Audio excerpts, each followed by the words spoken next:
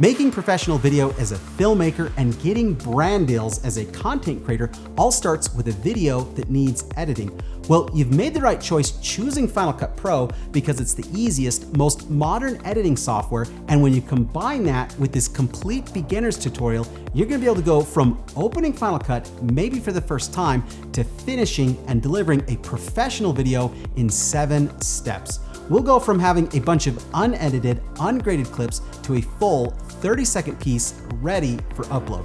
I'll cover everything you need to know, from setting up a library, doing the edit, adding effects and transitions, audio sweetening, adding professional titles, color grading, and exporting, all from a project with footage you can download from ArtGrid.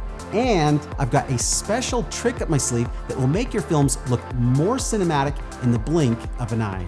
Step 1, setting up a library. When you fire up Final Cut, we're first greeted with a set of empty windows. There's a section for our libraries, projects, and where we organize our footage. The viewer to watch our clips, the inspector where we can change the properties of clips and effects, and the timeline itself at the bottom where we assemble the edit. Now, I know this may seem intimidating when you look at all this for the first time, but we're gonna go through each one of these, and spending just a little bit of time on each, it'll become more familiar and it'll just become second nature. So we first need to set up a library, which is just a directory where Final Cut contains all your footage and assets, as well as projects containing your edits. To create a library, we'll go to File, New, then Library. Here we can name the library and assign a location for it. In the library, we can create events. By default, one is already created for us with today's date. You can think of events as just bins or folders where we store and organize our footage. We can stick to just one or create new ones to stay more organized. To create a new event, go to File, New, Event. Give it a name, in this case Lifeguard, and hit OK. Now let's import our footage inside the Lifeguard event we just created. Hit Import Media and browse to the folder containing the clips from ArtGrid. You'll be able to download these with watermarks, and I'll include a link in the description so you can follow along with me. On the right side, there's a huge menu where we can choose which event we want to import the footage to or create a new one. Since we already have one, we'll skip this option. Now, there's an important thing to consider here. Do we want to copy the files to our newly created library or leave them in their original location? If you choose to copy the files, Final Cut will create a copy of the files inside the library, and this is handy if you want to keep everything all in one place. If you think you'll move the project to another computer or pass it along to a colleague, this option of copying the files to the library makes doing that simple. However, it does create duplicates of your media, so if hard drive space is a concern, then you may consider leaving the files in the original location. Another option is to transcode the clips to ProRes 422 for smoother playback as either high quality or as a proxy. In my case, my computer can handle HD and 4K files, so I'll leave the transcode options unchecked. However, if your computer struggles with playback, then I would suggest transcoding. We then have sections for keywords, analyzing audio and video, but I'll skip those as I don't want to overcomplicate this, and to be honest, I don't usually use these options anyway. Now let's hit Import Selected, and we can now see our clips inside the Lifeguard event in our library. Since we're going to be adding sound effects, music, and a voiceover track, I'm going to create a new event and call it Audio, then import them into the event. With the library set up and our footage imported, we're now ready for step 2, making the edit. To begin, we need to create what Final Cut calls a project, which is the sequence or timeline where we create the actual edit. To do that, we'll go to File, New, then Project. The project window pops up, and here we'll give it a name. Select an event which we want the project to be located. Select the resolution of our timeline. In this case, I'll choose 1080p, but there are other options for 4K and more. If you're dealing with vertical video for, say, Instagram or TikTok, there's convenient presets for that. We'll select the frame rate, in this case 24p, and leave the rendering codec Apple ProRes 422 as the default. This is only used for rendering and previewing footage, and we can choose a different codec at export. Then hit OK. Now we can select which parts of the clip we want to add to the edit and drag it down to the timeline here. To make this selection super easy, we'll make sure to have video and audio skimming enabled here in the right side. And now when we hover the cursor over a selected clip, we get a real quick preview when scrubbing over top of it. Or to watch the clip in real time, just hit the spacebar to play and stop it. To make this easy in assembling our edit, we want to set what are called in and out points, or at which point each clip is to begin and end. The easiest way to do this, and the method you'll for sure want to adopt, is using the hotkeys on the keyboard, where the key I sets an in point where the clip is to begin, and the key O sets an out point where we want the clip to end. You can also just drag the extents of the in and out points if that makes more sense to you, but believe me, the hotkeys are a lot quicker. Then when we're ready, just click over the clip and drag it into our timeline below. What we see here in our timeline is the final edit, or what our audience sees. So now let's put together a little edit by doing the same for the other clips until we have a little sequence or scene. Here a man is drowning in the ocean, a lifeguard spots him, swims out to him, and finally saves him. I encourage you to do this as well, and don't worry too much about the order right now. I just want you to become familiar with the process of putting clips in the timeline, and then we'll fine tune. With all the clips in the timeline, we can navigate through the edit with the playhead, stop and start with the spacebar, or skim through the edit just by hovering over it like we did when selecting our footage. With the rough cut in place, let's finesse the edit. In this beginner's tutorial, we're only going to explore the most common tools that you need to know when first starting out, so you can feel rest assured you got this. The editing tools are found here with their respective hotkeys, which you'll find yourself using as it makes life easier and faster. A is for select, which is the default tool or mouse. It lets us move the clips around. For example, let's say I want this clip of the lifeguard on the board to happen a little later in the edit.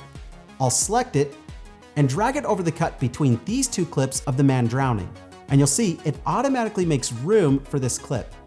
Or we can position it above if we don't want the other clips to move. Before moving any further with the selection tool, let's make sure that the snapping option is enabled. You can turn it on or off with this icon here on the right side. With snapping off, you'll see when I drag a clip on top of another and try to line it up evenly, you can see it's really hard to be precise in lining it up. But when I turn on the snapping feature, as I approach the cut point, it snaps right into place. So most of the time, I leave snapping on, and I only turn it off sometimes when I need more manual control. Coming back to the select tool, we can use it to change the in and out points of clips in the timeline. I'll hover over the beginning of this clip of the lifeguard standing on the shore, which is right now too long. I'll click, and we can then drag left or right to make it longer or shorter. And then go to the end of the clip and do the same. As you can see, when we move things around, we never end up with a blank space, which is one of the geniuses of Final Cut's magnetic timeline. Then comes one of the most important editing tools of all, the blade tool. Anytime you need to make a simple cut, press the letter B on the keyboard, position the cursor where you want to make a split. For example, this clip here of the man drowning, click to make the cut, and then with the select tool, which is hotkey A, we can then select this section and move it to a different part of the edit. Next is the trim tool or hotkey T. With it, we can change the in and out points of a clip pretty much like we did with the select tool, but the difference being, as you click and drag left or right on the clip, we can trim one clip while the other gets extended. For example, over this cut between two different angles of the lifeguard rescuing the drowning man, moving left and right, we can choose a different cut point that suits the action better. And if you position the cursor over the middle of a clip, like this underwater clip, by clicking and dragging left or right, we can change the in and out points without changing the duration or placement of the clip in the timeline. How about that? Isn't that cool? Other helpful things worth knowing is hotkey Z for zoom. Just click to zoom in on any part of the edit, or option click to zoom out. Or use the keyboard shortcuts Command plus and minus to zoom in or out. To view the whole timeline at once, use Shift Z. There are a few other tools in here that you can experiment with, but the ones mentioned will help you start editing right away. All these shots were recorded in slow motion, but let's say we want the last section of the edit where the man is finally saved to play out a little faster. We can select the clip we want to modify, click the clock icon at the bottom of the viewer, and change the speed. We can choose from a speed preset, hold to freeze the image, type in a custom speed percentage, or even reverse the clip. In our case, let's go for 150% so it finishes faster. So far, we've been talking about video, but what about sound? Well, fortunately, sound is similar to video where we can select in and out points of audio clips and drag them to the edit. From there, we can trim, cut, and move the audio around the same as we would for video. For this edit, I'll add a voiceover track, making sure it fits with the duration of the edit.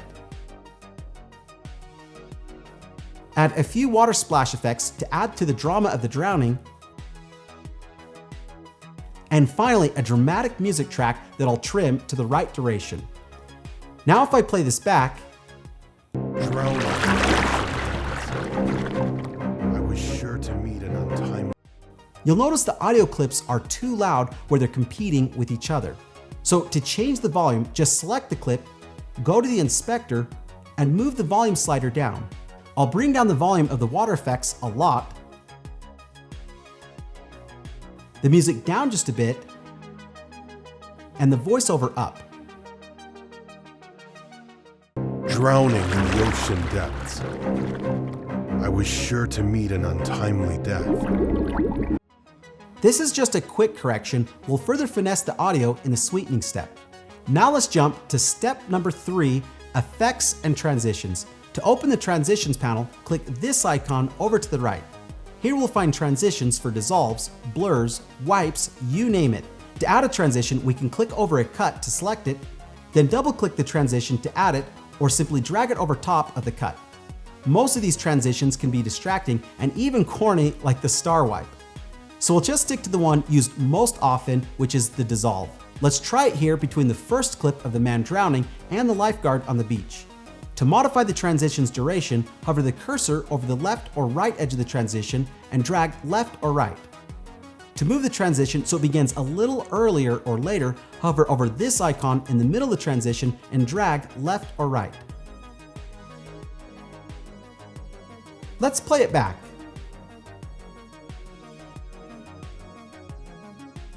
I don't think the transition works for this part, but I would like the edit to begin with a dissolve from black to the first clip, so we'll add a dissolve transition at the very beginning.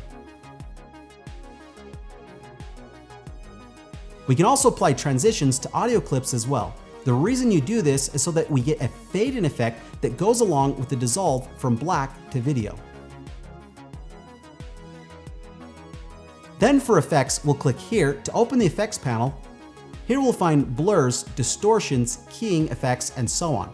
So let's say for this last shot, we want to create some blur at the edges of the image to focus our attention more on the characters. To apply it, double click over the focus effect or simply drag the effect over top of the clip. We'll then go to the inspector to modify its properties. By the way, the inspector also shows all the properties for the clip like the opacity, position, scale, crop, and options to stabilize in case the clip is too shaky. With the slider, we can change the amount of blur, change the width and height to determine how much the image will be affected, and the softness. Let's see the before and after. It focuses our attention more and makes the image look a little foggy, like there's actual fog or water on the lens. All of these properties here in the inspector, like the position and scale, can be modified and animated too. For example, let's say we want to add a slow push-in on the clip. To do that, we'll position the playhead at the beginning of the clip and hit the Add Keyframe icon for the scale property, locking this in or saving the position. We'll then move the playhead to the end of the clip, change the scale to say 130%, and Final Cut will automatically create an animated keyframe for that value. Now when we play the clip, we have a digital zoom as those values change over time. And what's awesome is this can be applied to any effect or property in the inspector where we have this keyframe icon. Okay, isn't this awesome, the things you'll be able to do here inside of Final Cut? So now that we have our edit and some video effects, let's do some audio sweetening for step 4. Now, we already made some audio adjustments in step 2, adjusting some of the levels, but how do you make this sound like a professional audio mix? Well, that's where audio sweetening comes in, and I'm going to show you exactly what to do. The most important audio in our edit is the voiceover track, and in the inspector, you'll see there is an equalization effect that can enhance voices. To open the interface, click this icon and select one of the presets. In this case, Voice Enhance. Let's hear the before and after. Drowning in the ocean depths, I was sure to meet an untimely death. Until an ocean angel lifted me up, I came back to life with a breathless gulp. The middle frequencies get enhanced, and so the voice sounds more clear and has more presence. Next, by going to the effect panel, let's look for the compressor effect and apply it. We'll open the interface and select one of the vocal compressor presets, and this will automatically modulate the levels of the voice up and down so it sounds more even and fuller. Drowning in the ocean depths, I was sure to meet an untimely death. Until an ocean angel lifted me up, I came back to life with a breathless gulp. What's actually happening here is it's bringing the quiet levels up and the louder levels down. Finally, let's select the music track, go to the equalizer, and bring the 1 kHz frequency down a bit. What this is doing is it's bringing down the frequencies that compete with the human voice so we can hear the voiceover more clearly while still being able to hear the music. Drowning in the ocean depths, I was sure to meet an untimely death. Until an ocean angel. Step 5, Titles. On the top left corner, we'll hit the titles icon to get a huge list of title presets. What's cool about Final Cut is we get all these 3D titles, animated titles, and lower thirds. I'll choose the basic title to show you how this works. We'll drag the title to the timeline, position it on top of the edit, and from here, we can modify its duration, change the text, the font, color, anything we like. I'll write Lifeguard, bring the face opacity to 0, and enable the outline. I think I'd prefer to show the title at the end over the black background, so I'll move it towards the end of the edit. Now that we have a professional edit with titles, speed changes, and audio sweetening, we're ready for the funnest part and the cherry on top, which is the color grading. To get this set up, we'll go to Windows, Workspaces, Color, and Effects. Now we can see the scopes. And if we select a clip and go to the inspector, we can open the color inspector where we can add color effects like the color wheels and curves. With these tools, we can modify the exposure and color balance of the clips using the scopes as our guide so we don't over or underexpose our footage. Let's take this clip that shows both characters. First, we need to convert it from log to Rec. 709 so it has nice contrast and saturation. By the way, the clips here from ArtGrid already have this conversion applied, but if you're dealing with log footage, the easiest way to convert log is with the custom LUT effect. So with the custom LUT effect applied, I'll apply the red wide gamut LUT. By the way, you can get this LUT as part of our 70 free color slots. It includes several log to Rec. 709 LUTs for the most popular cameras, look LUTs, and film emulation LUTs. I'll include a link for them in the description below and in the card above. You can bookmark that page and then come back here. All right, so this image is looking too cool, so we want to balance the color. To do that, we'll add a color wheels effect and adjust the white balance with the temperature and tint sliders. The lifeguard swimsuit looks a little overly saturated, so we'll add a hue and saturation effect and click on the eyedropper in the hue versus saturation curve. Now when we click over the swimsuit, it automatically adds points to the curve, isolating the reds. Now when we bring down the middle point, it lowers the saturation in the shorts. This gives us a good starting point. The next step would be shot matching between clips so exposure and color balance match across the scene, and then a final step of applying a final look grade to the entire piece. Color grading is such a big topic that we won't dive into it deep here, but we do have an entire channel dedicated to color grading. So if you'd like to learn more, then I suggest subscribing and checking out the grading videos on our channel. I do want to point out though, there is a shortcut to getting a big budget cinema look that I alluded to at the beginning, and here are the results of what that gives.